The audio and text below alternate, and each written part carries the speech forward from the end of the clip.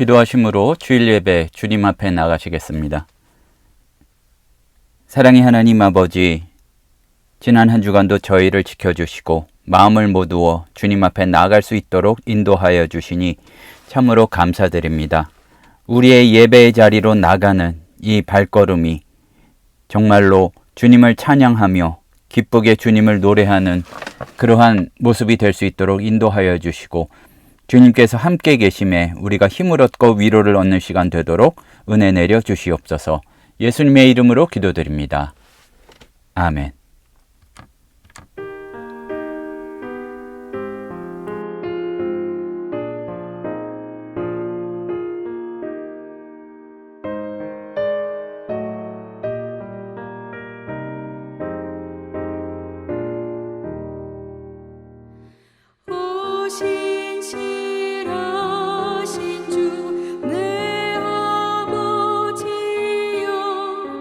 늘 함께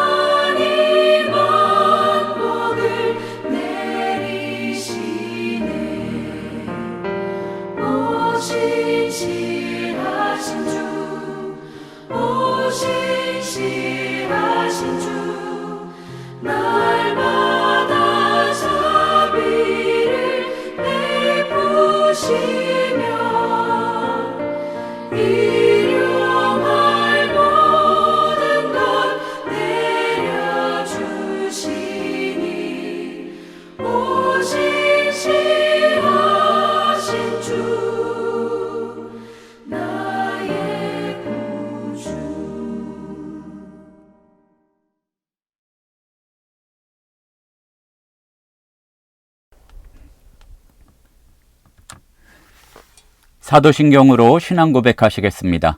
전능하사 천지를 만드신 하나님 아버지를 내가 믿사오며 그 외아들 우리 주 예수 그리스도를 믿사오니 이는 성령으로 잉태하사 동정녀 마리아에게 나시고 본디오 빌라도에게 고난을 받으사 십자가에 못 박혀 죽으시고 장사한 지 사흘 만에 죽은 자 가운데서 다시 살아나시며 하늘에 오르사 전능하신 하나님 우편에 앉아 계시다가 저리로서 산자와 죽은 자를 심판하러 오시리라. 성령을 믿사오며 거룩한 공회와 성도가 서로 교통하는 것과 죄를 사하여 주시는 것과 몸이 다시 사는 것과 영원히 사는 것을 믿사옵나이다. 교동문 17번 시편 29편 말씀입니다. 너희 권능 있는 자들아 영광과 능력을 여호와께 돌리고 돌릴지어다.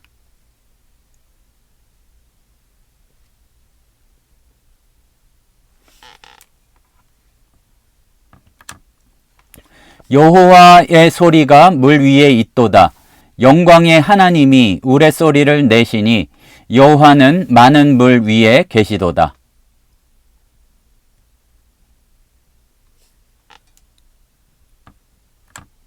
여호와의 소리가 백향목을 꺾으시며 여호와께서 레바논 백향목을 꺾어 부수시도다.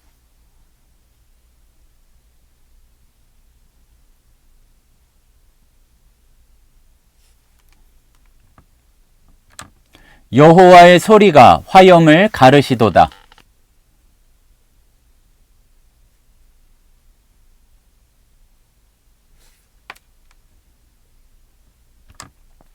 여호와의 소리가 암사슴을 낙태하게 하시고 삼림을 말갛게 벗기시니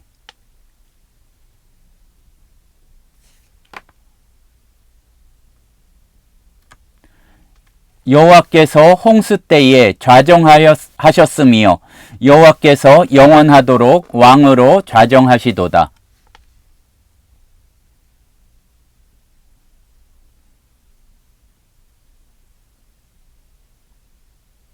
아멘. 기도하시겠습니다. 사랑과 은혜가 풍성하신 하나님, 우리가 마음을 모두어 주님을 예배하며 또한 찬송하며 이렇게 기도할 수 있도록 인도하여 주시니 참으로 감사드립니다. 우리는 깨닫지 못할 때가 있지만 주님께서 지켜주시지 않으면 우리가 하루라도 살 수 없는 그런 존재임을 간혹 가다가는 우리의 피부로도 느낍니다. 사랑의 하나님 아버지, 정말 세상에는 여러 전쟁의 소문과 또한 전쟁 못지않은 서로 각 나라들이 자기의 이득 때문에 전혀 다른 나라들은 생각하지 않는 그런 모습들도 보고 있습니다. 주님, 이루 말할 수 없는 많은 곳에 전쟁과 갈등이 있고 특별히 러시아와 우크라이나 또 그리고 이스라엘 지역 그리고 참으로 이제는 캄보디아와 태국까지 여러 나라에서 전쟁의 소문이 있사오니 주님 평화를 선포하여 주시고 하나님 아버지 정말로 많은 사람들이 목숨을 잃는 일이 없을 수 있도록 주님 붙잡아 주시옵소서.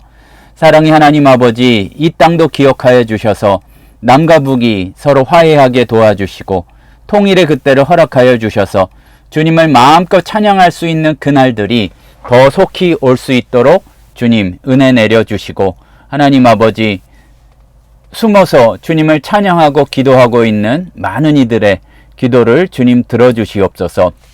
사랑의 하나님 아버지, 남쪽의 교회들 가운데에서 여러 가지 안 좋은 소식들이 들립니다. 하나님 아버지, 고통과 고난 속에서 믿음이 더 순결하여진 우리 북한의 성도들의 기도가 응답되어서 우리가 더 타락하지 않고 더 더럽혀지지 않고 더 새로운 진정한 그리스도의 신부의 모습으로 회복될 수 있도록 남과 북이 통일될 수 있는 그때가 속히 올 수 있도록 허락하여 주시옵소서. 하나님 아버지, 여러 가지 어려운 사역들과 어려운 지역들 가운데에서 수고하고 있는 우리 사역자들 기억하여 주셔서 그들에게 필요한 것들을 공급하여 주시며 무엇보다 필요한 은혜를 쏟아부어 주셔서 주의 일들 할 때에 지치거나 넘어지지 않고 정말 하나님 나라를 선포하는 그 기쁨을 놓치지 않을 수 있도록 주님 역사하여 주시옵소서.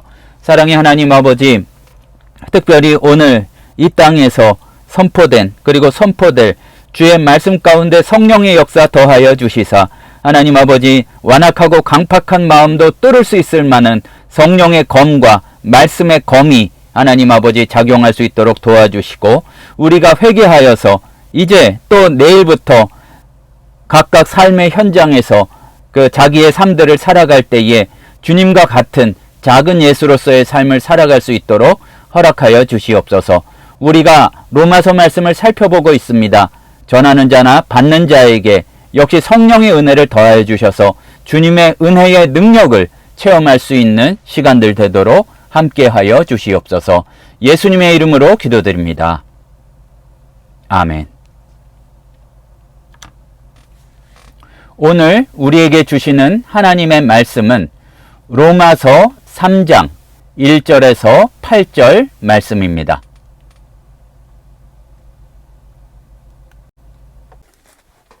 로마서 3장 1절에서 8절 말씀입니다. 그런즉 유대인의 나음이 무엇이며 할례의 유익이 무엇이냐? 범사에 많으니 우선은 그들이 하나님의 말씀을 맡았음이니라. 어떤 자들이 믿지 아니하였으면 어찌하리요? 그 믿지 아니함이 하나님의 미쁘심을 패하겠느냐? 그럴 수 없느니라. 사람은 다 거짓되되 오직 하나님은 참되시다 할지어다. 기록된 바 주께서 주의 말씀에 의롭다 함을 얻으시고 판단 받으실 때에 이기려 하심이라 함과 같으니라. 그러나 우리 불의가 하나님의 의를 드러나게 하면 무슨 말 하리요? 내가 사람의 말하는 대로 말하노니 진노를 내리시는 하나님이 불의하시냐? 결코 그렇지 아니하니라. 만일 그리하면 하나님께서 어찌 세상을 심판하시리요? 그러나 나의 거짓말로 하나님의 참되심이 더 풍성하여 그의 영광이 되었다면 어찌 내가 죄인처럼 심판을 받으리요? 또는 그러면 선을 이루기 위하여 악을 행하자 하지 않겠느냐? 어떤 이들이 이렇게 비방하여 우리가 이런 말을 한다고 하니 그들은 정죄받는 것이 마땅하니라. 우리는 신앙생활을 하면서 마음 깊은 곳에서 솟아오르는 굉장히 쉽지 않은 어려운 질문들과 맞이할 때가 많이 있습니다.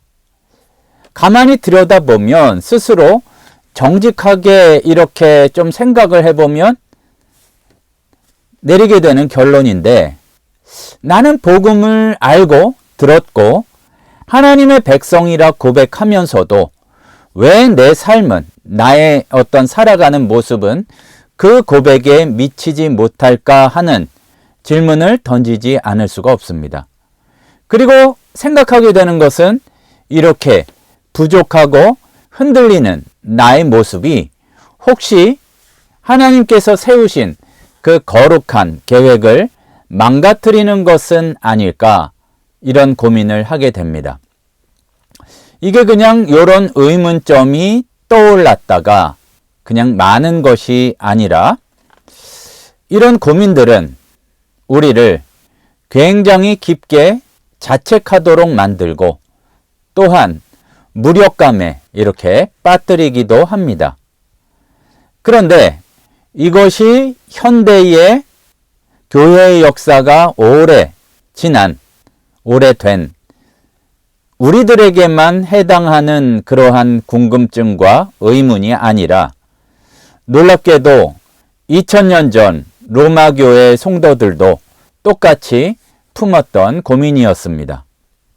그리고 바로 오늘 사도 바울이 말씀 가운데에서 정면으로 다루는 핵심적인 주제이기도 합니다. 이렇게 돌아보면 하나님의 율법을 직접 받았던, 그리고 놀라운 출애굽의 역사를 체험하고 수천 년 동안 예언자들의 그 엄청난 말씀을 들었던 유대인들조차도 그 말씀을 알고 받았음에도 신실하게 살지 못했다면 우리는 다시 질문을 던질 수밖에 없습니다. 이렇게 묻게 되는 거죠.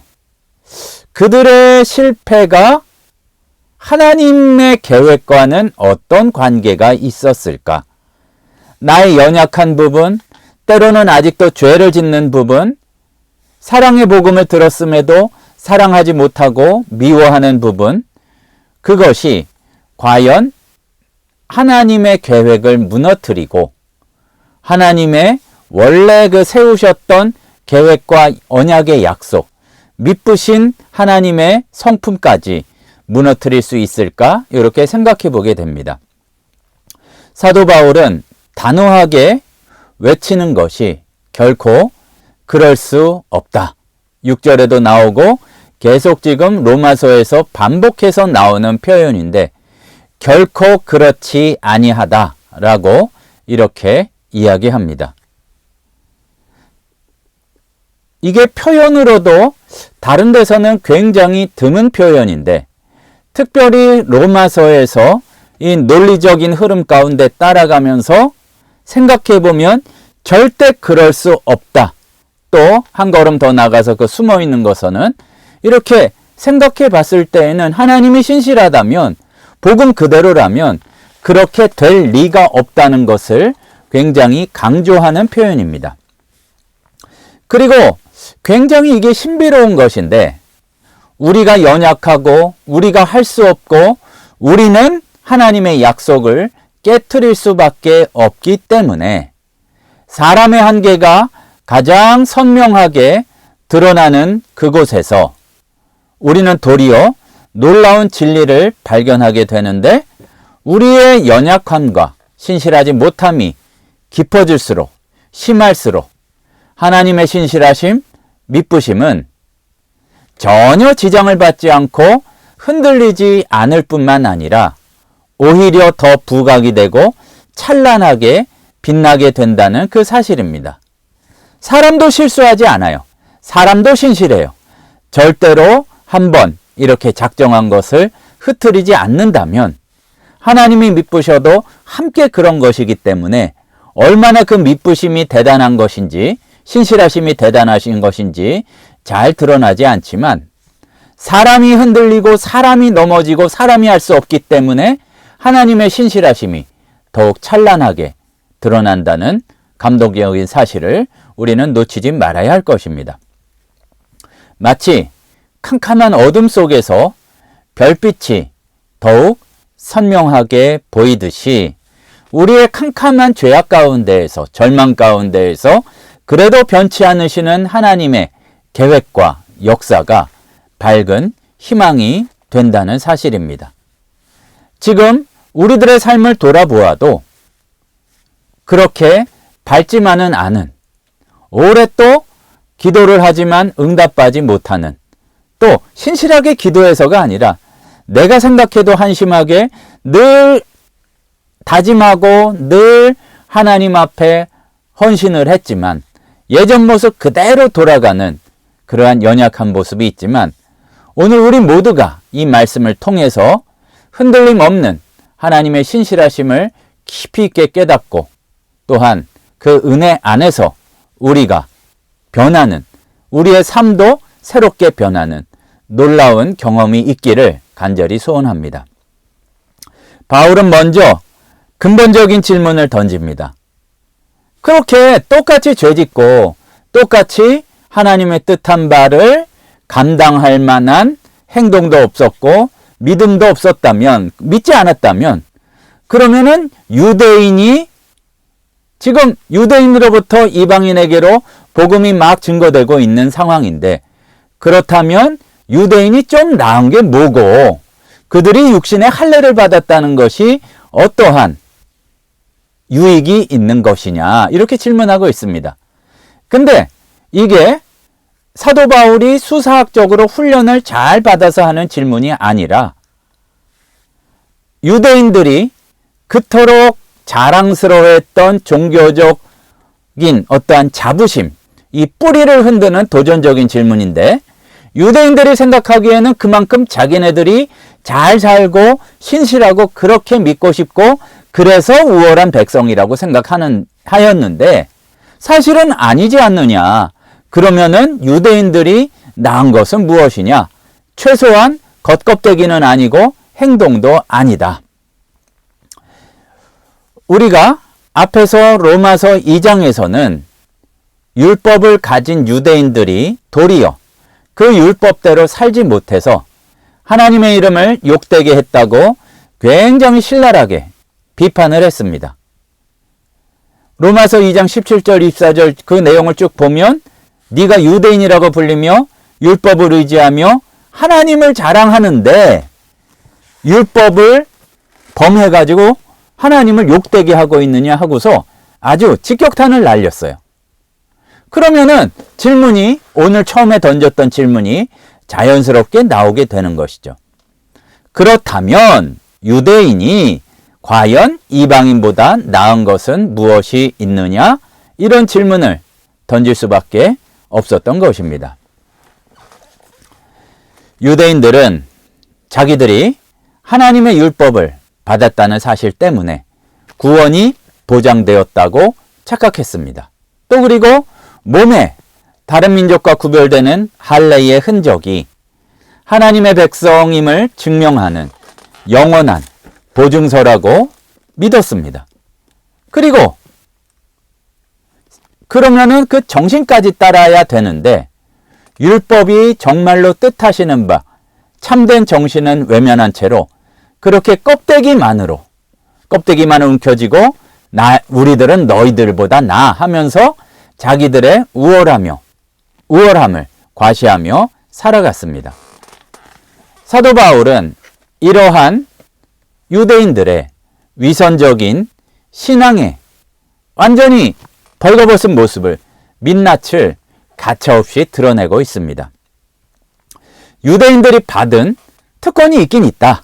그거 자체를 부정하진 않는데 분명하게 내용을 지적하는 것이죠.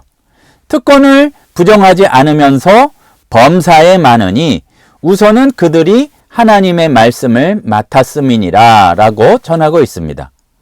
맡았다는 얘기는 거룩한 청지기로서 막중한 책임을 가지고 있었다는 이야기입니다.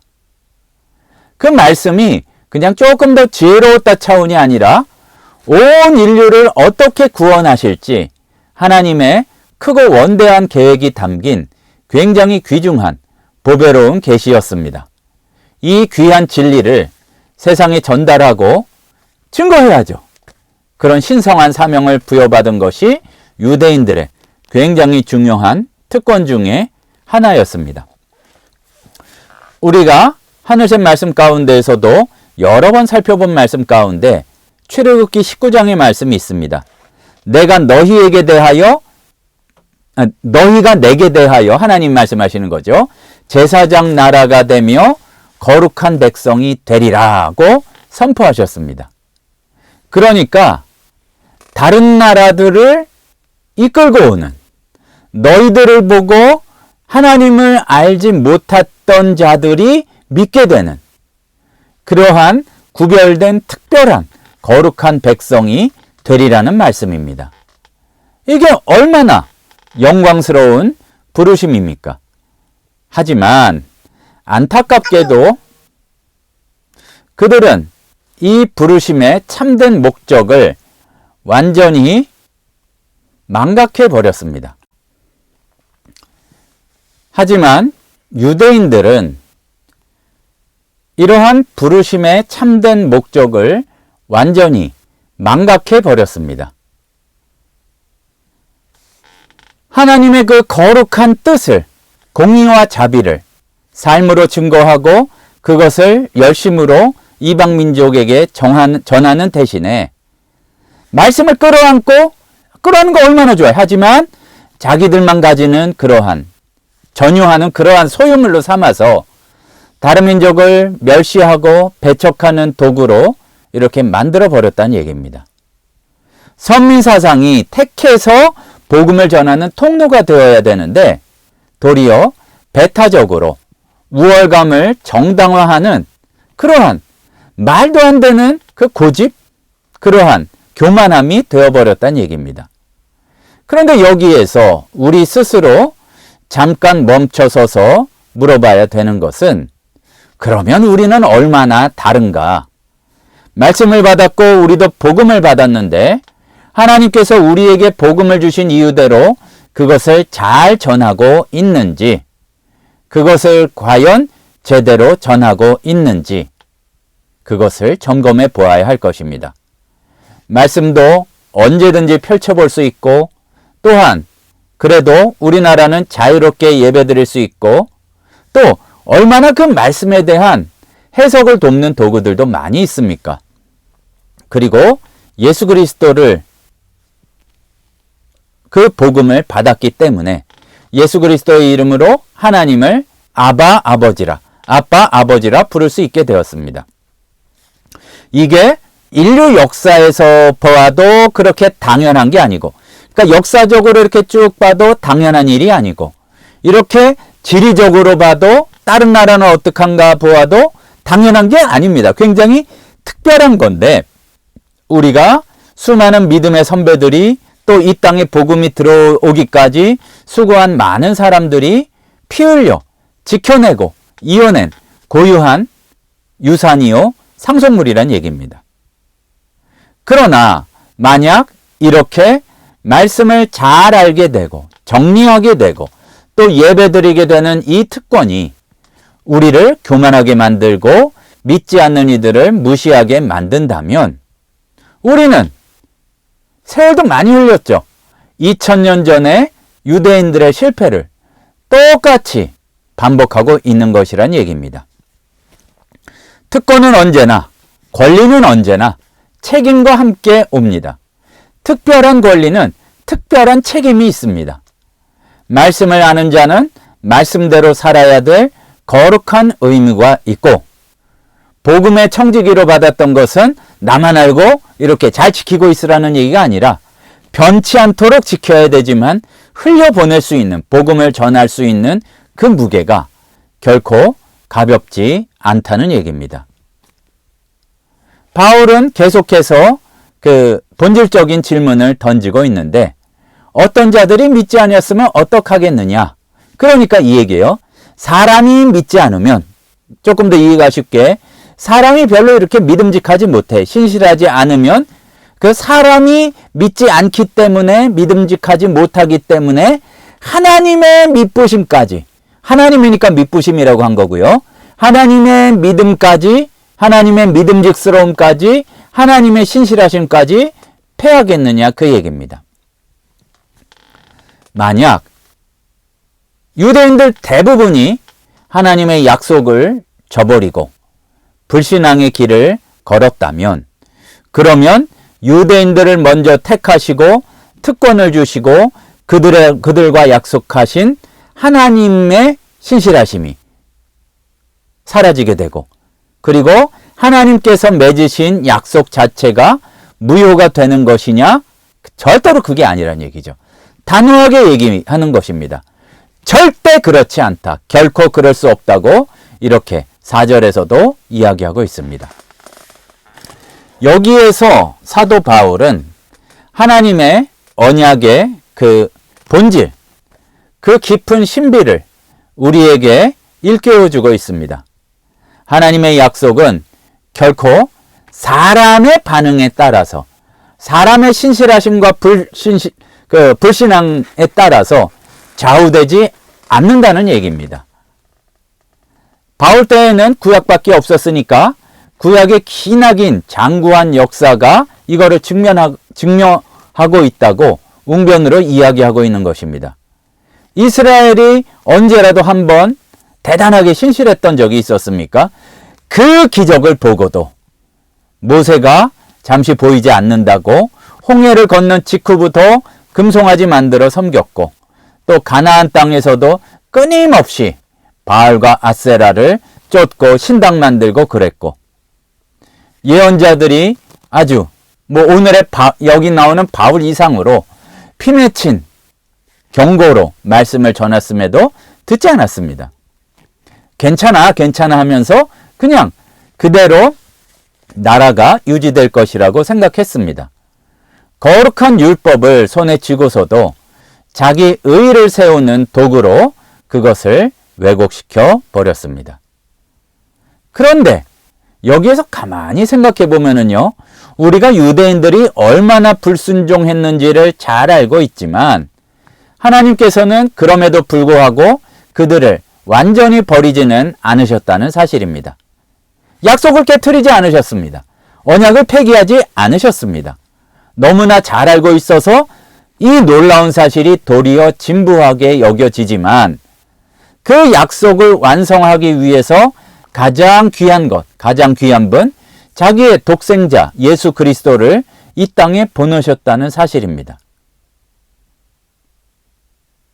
이게 얼마나 깊고 측량할 수 없는 사랑인지 우리는 너무 익숙하게 들었기 때문에 이것이 무뎌질 수 있지만 잠시 멈춰보고 이렇게 생각해 볼 수 있어야 합니다.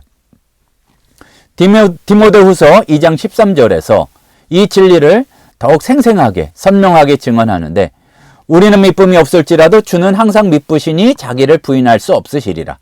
그러니까 우리에겐 믿음이 없어, 우리는 신실하지 못한다 할지라도 주님은 언제나 항상 우리가 신실하든지 신실하지 않든지, 우리가 약속을 무시하든지 무시하지 않든지, 약속을 지키든지 깨트리든지 자기를 부인할 수 없으시다고 이야기하고 있습니다.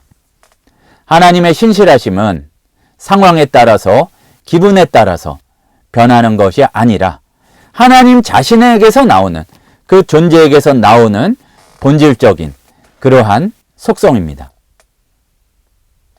마치 태양은 빛을 내는 게 속성이듯이 신실하심은 결코 이거를 깨트리지도 않고 이루시고야 마는 신실하심은 하나님의 변하지 않으시는 속성이라는 얘기입니다.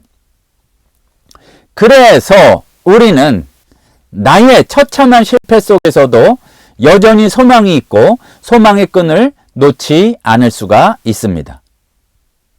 우리의 구원의 반석이 너무나 그 약한 우리의 성실함이나 신실함, 믿습니다 아무리 세게 한다 할지라도 너무 쉽게 바뀌는 우리의 믿음 위에가 아니라 영원토록 변치 않으시는 하나님의 신실하심 위에 굳건히 세워져 있기 때문입니다.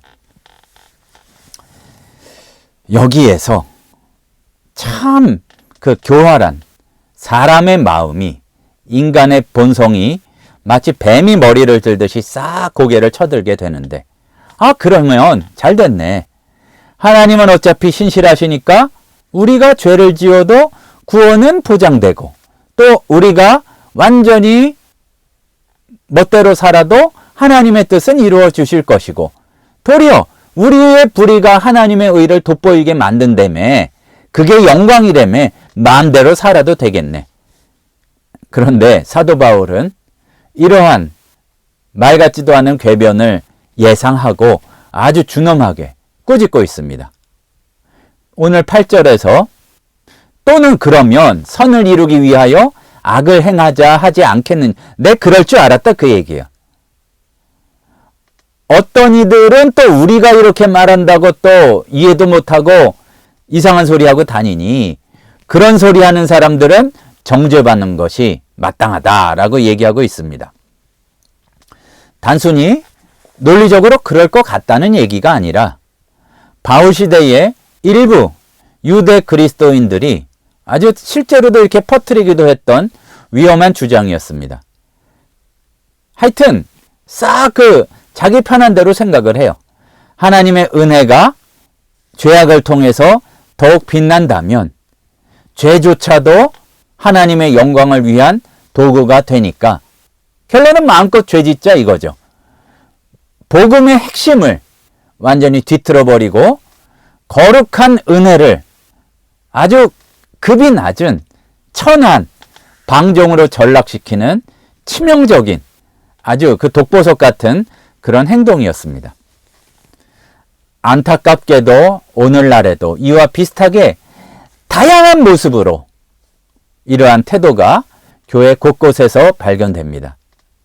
회개하면 용서받는다며 마음대로 살아도 되겠네. 일단 마음껏 저지르고 회개하면 되겠네. 물론 이 회개라는 게 뭔지에 대해서는 우리가 더 자세히 살필 기회가 있겠지만 그냥 그러지 말 걸 그랬나? 이 정도가 회개가 아니면 분명합니다. 그리고 한 번 구원은 영원한 구원이니까 어떻게 살든 천국은 보장됐네 하는 안일한 생각들이 있었다는 얘기입니다. 이게 바로 값싼 은혜죠. 그 함정에 빠져버리게 된 것입니다.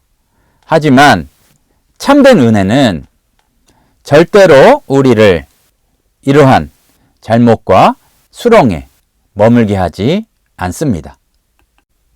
은혜란 죄를 그냥 없던 걸로 치자 하는 소극적인 그런 힘이 아니라 죄의 권세, 죄로 빠뜨리는 그것을 깨부시고 해방시켜서 거룩한 삶으로 이끄는 굉장히 능동적이고 적극적인 그러한 능력이기 때문에 갈라디아서 5장 13절은 이렇게 명확하게 우리에게 전하고 있습니다.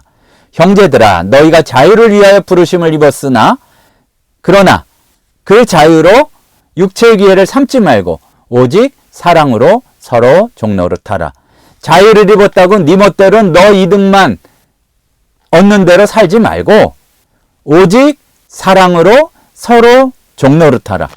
사실은 스스로에게도 그게 이득이고 그게 더 기뻐요. 진정한 자유는 방종이 아니라 사랑에 대한 헌신으로 나타난다는 얘기입니다. 은혜를 경험한 사람은 더 이상 죄 가운데 머물 수가 없고 은혜를 경험한 게 아니라 멀리서 그렇게 되겠네. 그냥 요 생각만 하는 사람이 그런 엉뚱한 이야기를 하게 되는 거죠. 빛을 본 사람이 빛을 경험했으면 어두움을 사랑할 수 없는 이치라고 말씀은 전하고 있습니다. 오늘 유대인들에게 하신 말씀을 다른 사람 말고 내 삶의 거울로 삼아서 좀 우리가 깊이 생각해 보기를 바랍니다. 교육자가 아니래도 신학 공부한 사람이 아니래도 우리는 복음을 받았기 때문에 말씀을 맡은 자입니다. 그렇기 때문에 사도 바울이 날카롭게 지적했던 유대인들의 실패를 반면 교사로 삼고 스스로를 돌아보아야 할 것입니다. 유대인들은 말씀을 받았지만 그것을 삶 가운데에서 이렇게 보이지 못했지만 그래서 말씀을 받았다는 특권이 도리어 큰 정죄의 이유가 되는 비극을 맞이했지만 이거를 경고의 나팔 삼아서 우리는 삶에서도 바뀌어야 한다는 얘기입니다. 머리로 알고 이론적으로 설명하고 정리된 것이 전부가 아니라 나의 일상을 변화시키고 관계를 새롭게 되고 가치관을 바꿔야 되는데 우리가 분명히 알아야 될 것은 우리의 별것도 아닌 신앙의 이력, 연조를 내세우면서 나는 바꿀 수 없다는 부정적인 이상한 믿음, 하나님에 대한 믿음이 아니라 그거를 붙들 때가 있고 이러한 복음까지도 내가 그건 다 알아. 이런 식으로 교만할 때가 있다는 얘기입니다. 하지만 분명한 것은 그리고 감사하게도 우리가 이렇게 마음이 완악할 때조차 별것도 아닌 지혜를 자랑할 때에도 그리고 넘어지고 실패할 때에도 하나님의 신실하심은 절대로 흔들리지 않는다는 사실입니다. 하나님은 한 번 하신 약속을 끝까지 지키시고 우리는 한심하고 그냥 연약함 좀 뭔가 긍정적인 느낌이잖아요. 한심하고 꼴보기 싫은 그런 우리까지도 결코 포기하지 않으신다는 얘기입니다. 우리를 끝까지 붙드십니다. 잃어버린 양을 찾아 산을 넘어 골짜기를 막 헤매고 다니는 목자의 심정으로 아주 그냥 막 헛디뎌서 빠지려고 그러고 자기 관심 끄는 것 쫓았다가 낭떠러지 떨어질 뻔한 그 양을 아주 지팡이로 그야말로 이건 목이 아니죠. 모가지를 낚아채서 끌고 가야만은 그런 목자의 심정으로 우리를 끝까지 붙드시고 주님의 계획을 이루시고야 만다는 얘기입니다. 그러니까 또 여기서 마음대로 살던 대로 살아도 되겠는가가 아니라 우리에게 얼마나 큰 책임감을 이 사실이 부여하는지 알아야 합니다. 하나님의 변함없는 신실하심은 우리가 죄에 안주할 핑곗거리가 아니라 거룩하게 하나님의 뜻대로 살아가야 할 가장 강력한 동기요 능력이 됩니다. 복음은 생명을 주는 능력이요 새로운 창조의 시작이기 때문에 나도 바뀌고 내가 사는 사람도 복음을 전하여 바뀌도록 하고 나도 살아나고 그 생명을 전하여서 다른 이에게도 흘러가도록 만들고 그런 것이 바로 복음의 능력이란 이야기입니다. 우리 모두가 이 시간에 나 스스로에게 좀 솔직하게 진솔하게 물어보기를 소원합니다. 하나님 말씀 맡은 청직이라는 것을 잊지 않고 있는가? 그리고 그 말씀에 합당한 삶으로 응답하고 살아가고 있는가? 여전히 신실하신 하나님 앞에 우리말은 그 사람이 그 존재가 누구냐에 따라서 똑같은 단어가 바뀌어서 그런데 원래는 같은 말씀이에요. 도무지 그 믿음이 흐려지지 않는 이렇게 표현하면 와닿을 것 같습니다. 우리가 하나님을 믿는 것보다 하나님이 우리를 믿는 것 내가 믿을 만해서가 아니라 내가 너는 이루고야 만다. 너는 내가 계획한 그 자리로 데리고 가고야 만다. 라는 이 믿음으로 진실하게 나가고 있는가를 우리 스스로 점검해 봐야 할 것입니다. 우리가 이 질문을 품으면 힘들고 무겁게 눌리는 것이 아니라 굉장히 깊고 더 넓은 은혜의 바다로 마음껏 나갈 수 있는 능력과 또한 기쁨이 된다는 사실입니다. 부족함을 인정할 때 하지만 하나님의 신실함을 믿고 따라갈 때에 하나님 아버지의 넘치는 은혜가 더욱 선명하게 다가올 줄로 믿습니다. 신실하신 하나님 앞에서 우리의 삶을 향하신 하나님의 믿음 앞에서 우리의 생애 전체가 하나님께서 받으시는 향기로운 예배가 되기를 소원합니다. 소설이나 영화가 막 다 실패하는 것 같다가 마지막에 극적인 반전이 있으면 그것이 훌륭한 작품이 되듯이 비록 지금까지는 하나님의 영광 가리우고 그 참 보기 싫고 찌질하고 약한 그 모습이었다 할지라도 주님을 믿고 우리가 바뀔 때에 우리들의 삶은 전체적으로 하나님께서 기뻐 받아주시는 은혜가 될 줄로 믿습니다. 하나님의 믿음은 변치 않고 하나님의 사랑도 변치 않으십니다. 하나님께서는 우리를 향해서 계획을 가지고 계시고 소망을 품고 계십니다. 어제의 실패 때문에 낭망 때문에 거기에 빠져서 허우적대지 않고 오늘 새롭게 시작하는 은혜를 누리는 우리가 되기를 소원합니다. 다시 한번 신실하신 주님 앞에 복음 앞에 겸손히 무릎 꿇고 순종의 새로운 발걸음을 내딛는 우리가 되기를 소원합니다. 주님께서는 우리에게 시작하신 선한 일을 반드시 이루실 것입니다. 기도합시다. 사랑의 하나님 아버지, 먼저 우리가 내세울 것 하나 없고 교만할 것 하나 없고 너무나 연약한 존재들임을 불쌍히 여겨 주시옵소서. 하지만 주님은 약속을 바꾸지 아니하시고 계획을 바꾸지 아니하셨기 때문에 우리를 통하여 이루실 그 많은 놀라운 일들을 반드시 이루시고야 말리라는 믿음이 흔들리지 않도록 역사하여 주시옵소서. 우리는 연약합니다. 다짐하여도 넘어지고 또 실패하겠지만 신실하신 주님의 믿부심을 잊지 않고 기억할 수 있도록 인도하여 주시옵소서. 예수님의 이름으로 기도드립니다. 아멘.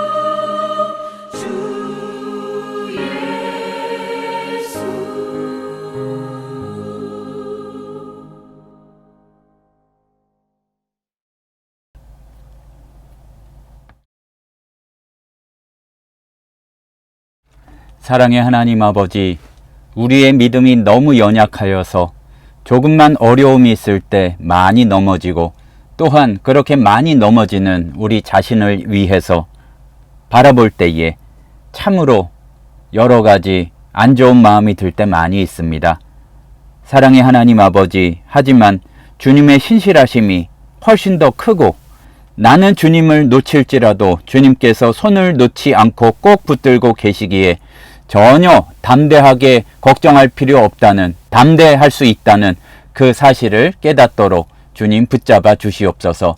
하나님 아버지, 세상을 살아갈 때에 주님이 동행하여 주심을 믿고 주의 손길이 있음을 믿고 승리를 확신하며 살아갈 수 있도록 은혜 내려 주시옵소서.